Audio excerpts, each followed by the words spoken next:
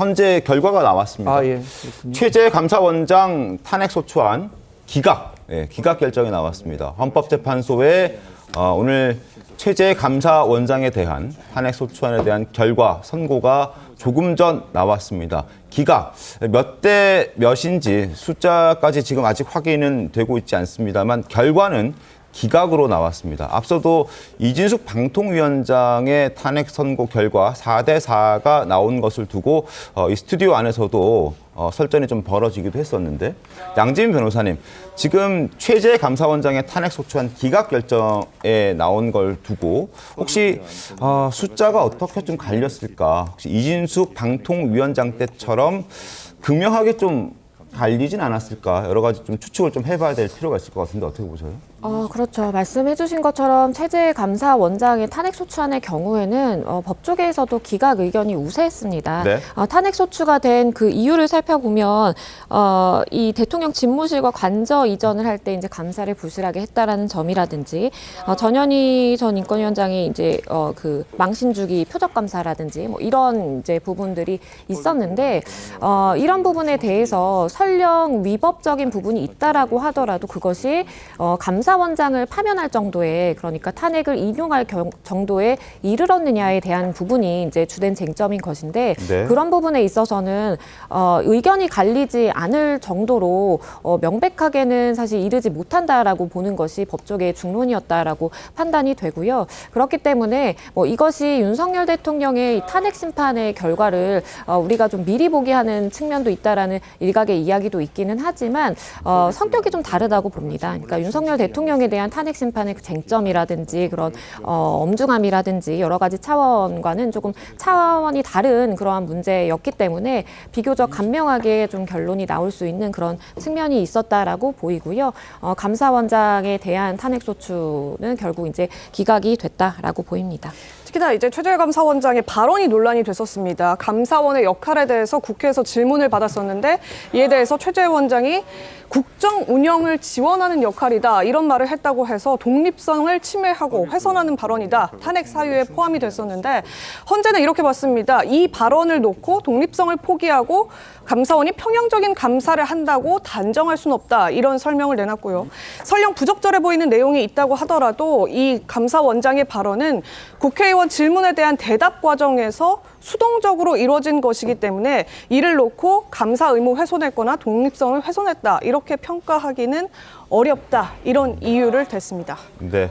그러면서 이제 지금 최지원 앵커가 얘기했던 것처럼 헌재는 편향적 감사를 했다라고, 그러니까 최재 감사원장이 편향적 감사를 했다라고 단정할 수 없다, 단정 못한다 이런 입장도 밝혔습니다.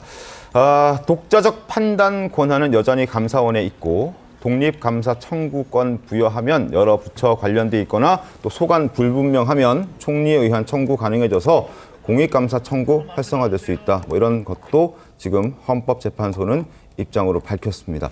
설정 변호사는 어떻게 보셨습니까? 저는 일치 지금 기각이라고 좀 나오고 있는데요. 네. 근데 그 내용을 보니까 또 별개 의견이 3인이 있거든요. 네. 그러면 이 별개 의견은 우리가 한번 눈여겨봐야 될 필요성이 있다. 그러니까 내용 자체가 오늘 그 상당히 이 기각 그 결정에서 우리가 눈여겨봐야 될 부분은 내용이거든요. 그러니까 우리가 몇 대 몇인가도 중요하고 전원 일치인지 아닌지도 중요하지만은 별개 의견 3인에 대한 어떤 의견들이 어떤 재판관들이 별개 의견을 냈는지, 그러니까 결론에는 동의를 하지만 이유에 대해서는 내가 조금 다른 생각을 가지고 있다라고 얘기를 한 것이거든요. 네. 그렇기 때문에 이분들이 만약에 보수 성향으로 우리가 분류가 되어 있는 그런 재판관들이 이 별개 의견을 3인으로 보인다고 한다면 대통령에 대한 지금 탄핵 재판도 이 평의가 계속 이어지는 이유가 어찌 보면 전원일치는 안 되고 있구나. 네. 그리고 이제 그럴 수도 있거든요.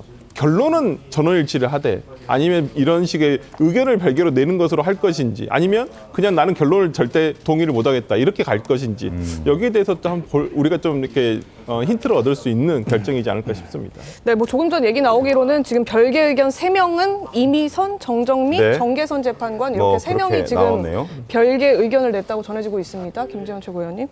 그래서 말씀드렸다시피 이진숙 방통위원장의 그 탄핵 그 기각 결정 당시에도 4대 4였는데요. 지금 말씀하신 세 분을 포함해서 문영배 재판관이 가담해서 탄핵을 인용해야 된다고 그렇게 결론을 내린 그 전력이 있죠. 그래서 네. 이분들은 사실 과연 그 공정한 탄핵 심판을 하고 있느냐에 대해서 또 보기에 따라서는 굉장히 다른 그런 평가를 할 수가 있거든요. 그런데 저는 그것과 더해서 감사원장의 탄핵 그 기각 결정, 그리고 저는 뭐 지금 곧 이어질 검사 이창수 검사장을 비롯한 검사 3명의 탄핵 결정도 100% 기각되리라고 예상하고 있습니다. 이분들의 탄핵 소추 사유는 아예 없어요. 그리고 그 첫날은 그 국회 측에서 와보지도 않고 네. 그런 정도의 탄핵 심판 과정이었는데요. 근데 윤석열 대통령의 탄핵 심판에 약간의 영향은 있으리라고 생각합니다. 우리가 뭐 재판할 때 형사 재판할 때 정상 참작 사유 뭐 이런 말도 있는데요. 윤석열 대통령이 계엄령을 선포할 때 자신은 감사원장과 검사들 탄핵하는 거 보고 이것은 국정이 마비됐다라고 판단했다고 주장을 하고 있거든요. 네. 그래서 계엄 선포 요건이 충족되었다고 주장하고 있는데 저는 뭐 그 점에 대해서 동의하지는 않습니다. 네. 그러나 실제로 대통령이 국정의 최고 책임자로서 국정을 수행하고 있는데 정말 그 납득할 수 없는 이유로 감사원장하고 검사들까지 탄핵 소추를 하고 또 예산을 삭감해서 국정이 마비되는 그런 과정을 겪고 나서 네. 이것을 어떻게든 타개해야 되겠다라고 그렇게 비상계엄을 선포했다고 주장을 하고 있는데 지금 그중에서 극히 일부에 해당되는 그런 감사원장의 탄핵이 실제 헌법재판소에서 기각이 되었거든요. 네.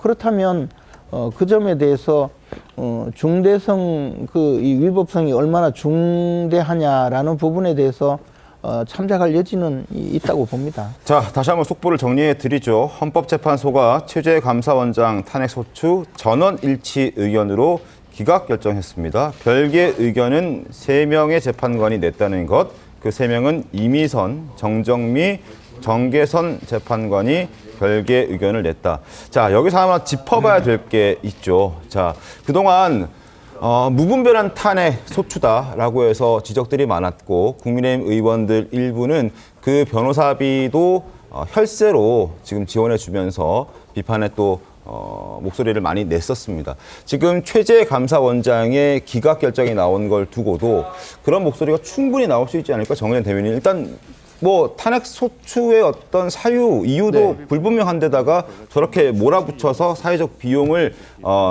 쓰게 하고 그리고 결국 기각 결정이 나오게 되고 이런 무분별하다, 묻지마 탄핵이다 이런 지적들 나올 수 있지 않습니까? 정치는 기본적으로 자신이 한 행위에 대해서 책임을 지는 겁니다. 네. 국회 역시 마찬가지죠. 지금 탄핵을 주도한 것은 민주당이고 민주당이 이렇게 탄핵을 무리하게 시도했는데 결과적으로 탄핵이 기각됐다면 이 부분에 대한 정치적 책임을 물어야 됩니다. 근데 그런 제도적 장치는 지금 하나도 없어요. 사실 22대 국회 이후에 탄핵 남발되면서 불과 8개월 만에 4억 원 넘는 변호사비를 국회에서 지출했다는 거잖아요.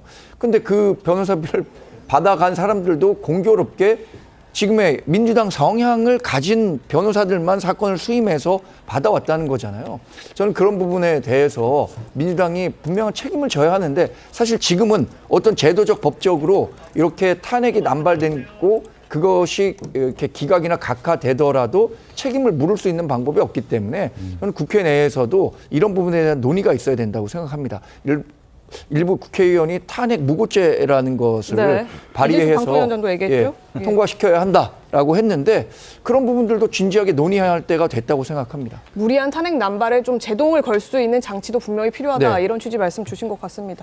이 양지은 변호사님, 이게 지금 별개 의견으로 3명이 냈거든요. 이미선, 정정미, 정계선 재판관 3명이 위법은 있지만 파면 사유까지는 안 된다. 이런 식의 별개 의견을 이제 첨부를 했다고 해요. 근데 이 3명의 재판관은 어쨌든 중도 진보 성향의 재판관으로 꼽히고 있어서 아까 지금 설주한 변호사님 말씀 주신 것처럼 이런 지금 구도가 별개 의견까지 붙이면서 이런 성향을 가진 재판관들의 의견을 제시하는 이런 분위기가 윤석열 대통령 탄핵 선고도 그만큼 지금 성향별로 재판관들끼리 좀 치열하게 맞붙고 있는 상황임을 예측해 볼 수 있는 단초가 된다. 이런 주장하시는데 어떻게 보십니까?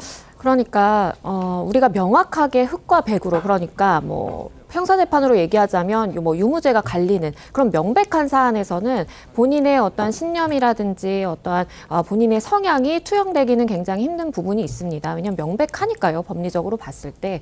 그런데 이제 윤석열 대통령의 탄핵 심판의 경우에 어떤 부분을 사실관계로 인정을 할지, 사실관계로 인정을 한다면 그것이 과연 대통령의 그러한 넓은 재량권 내에 있다라고 볼 것인지, 통치 행위로 볼 수 있을 것인지, 아니면 그 외에 이제 행위로 봐서 이것은 위헌 위법적이다라고 볼 것인지, 이 부분에 있어서는 조금 애매한 부분이 있다면 그러한 신념이라든지 어떠한 본인의 성향이 투영될 수는 있는 측면이 있다라고 봅니다. 그러면 결국에는 관건이라는 것은 본인이 표결을 함에 있어서 그러한 애매모호한 부분이 어느 정도의 비중을 차지하느냐일 것인데요. 그런데 지금 탄핵 심판을 쭉 지켜봐 오셨겠지만 증거 채택이라든지 이런 것을 두고 의견이 굉장히 많이 갈렸습니다. 네. 그렇기 때문에 우리가 많이들 뭐 5대3이다 아니면 뭐 6대2다 이렇게 이야기를 할 수밖에 없는, 그런 이야기가 나올 수밖에 없는 이유가 많은 국민들이 보시기에도 이 사실관계 부분이 조금 애매하다, 내지는 이러한 증언들이 번복되거나 아니면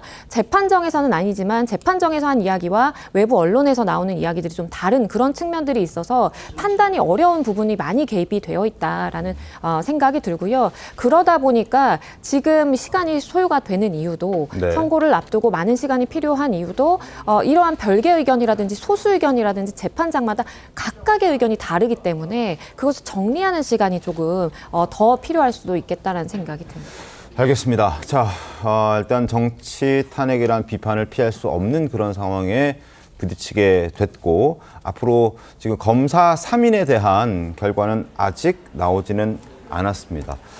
최재 감사원장에 대한 탄핵 소추안에 대한 선고가 나왔고 전원 일치 기각, 다만 일부 별개 의견이 있었다는 부분까지 저희가 설명을 드렸는데, 어쨌든 앞으로도 계속 논란이 될 만한 부분은 이런 식으로 탄핵을 남발했다는 부분, 그래서 이 부분에 대한 어떤 국정 마비로 인한 여러 가지 사회적 비용, 또 사회적으로 여러 가지 무리가 됐던 이런 부분들, 여기에 대한 비판, 이것 또한 한번 또 꼭 짚어야 되지 않을까라는 생각도 듭니다. 김지현 최고님, 짧게 한번 말씀 부탁드릴까요? 어쨌든 저는 헌법재판소가 감사원장의 탄핵 정도에도 저런 별개 의견을 내면서 그 세 분의 좌파 성향이라고 지목된 세 분의 재판관이 감사원장이 위법 행위는 한 게 맞다고 별개 의견을 낼 정도로 굉장히 좀 편향되어 있는 것을 이번에 또 드러내고 있다고 봅니다. 그래서 과연 윤석열 대통령의 탄핵 결정이 어디로 될지는 모르지만, 네. 그러나 그 결정에 대해서 많은 국민들이 저항하고 납득하지 못하고 그리고 강력히 반발하는 그런 사태는 바로 헌법재판소가 자초한 것이라고 봅니다. 특히 지금 사실관계 확정에 좀 시간이 소요된다는 이런 예측까지 된다면, 그동안에 이렇게 시간을 끌 것이 아니라 재판을 한 일주일만 더 해서 그 심리를 충분히 했으면 얼마나 좋았겠습니까? 그게 더 문제라는 거죠.